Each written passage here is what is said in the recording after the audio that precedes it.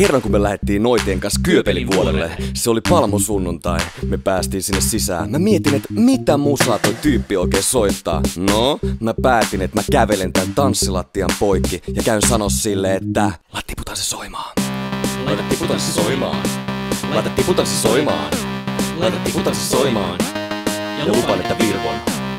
Ja lupaan, että virvon. Ja lupaan, että virvon. Ja sit kun mä virvon, aimo on irti.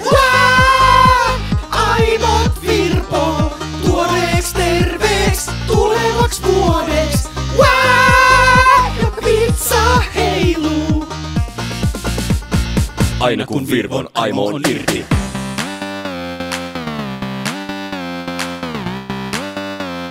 Aina kun virvon, aimo on irti. Tiku on irti.